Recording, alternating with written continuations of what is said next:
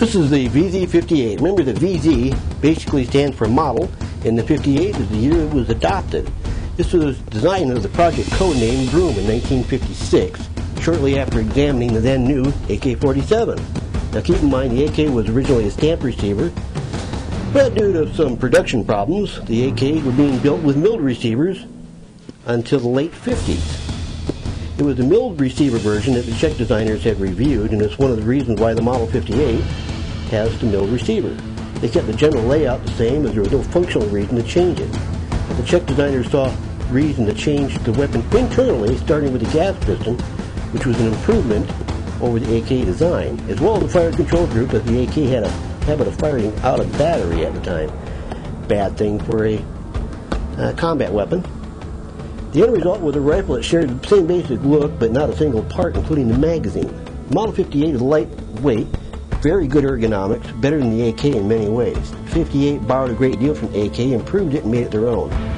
Unlike the AK, the 58 has not had any real battle testing, so it's not known whether it would, how well it would stack up against the AK or the M16. My biggest criticism of the 58 is the sight radius. It's even shorter than that on the AK, which is considered to be too short. Now, if you take a look at the front sight, and then swing on back to the rear sight, you can see how short the distance is between those two. Now, the distance between those two makes it a very short sight radius. Now, that sight radius means it's more difficult to shoot accurately. It's not impossible, and doesn't affect the accuracy of the weapon itself, just the ability to shoot it accurately. Now, everything else on the weapon is actually quite nice. It's got a pressed wood furniture on it, very unique. You're the only country that I know of that have that type of furniture for any kind of battle rifle, that is. It has all the parts that you see are very unique. The only thing that can be swapped between the AK is the ammunition and the sling, and that's about it. Now, we're using a variation on the muzzle brake. This was not the standard one, but this was one of the other options. It had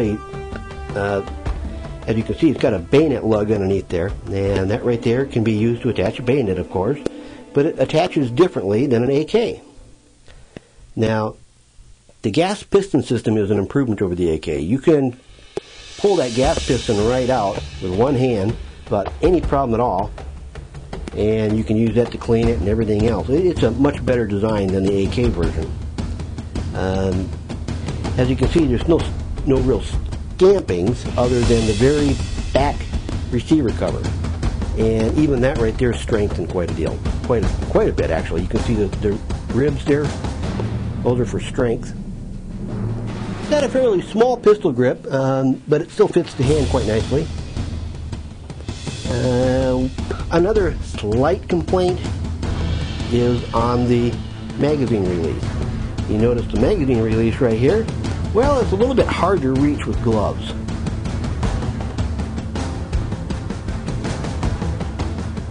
But as you can see, that's the 58. This right here obviously is the folding stock version, but they're functionally the same. Matter of fact, you can swap between the two with just one screw.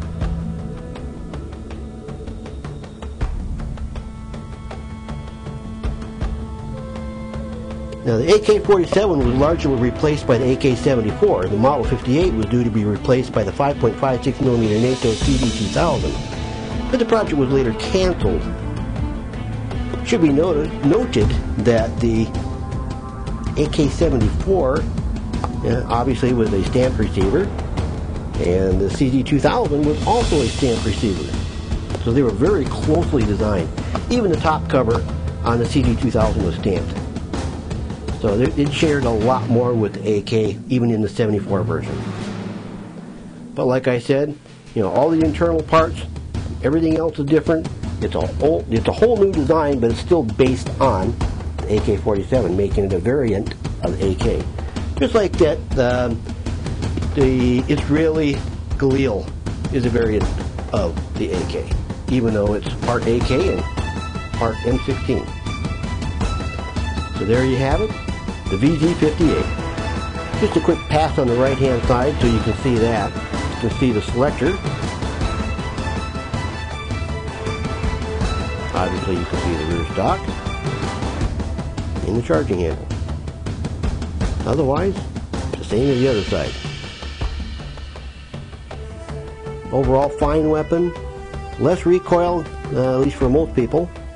Most people consider it to be less recoil than the AK. Fine shooting weapon. And as with most Czechoslovakian designs, a work of art.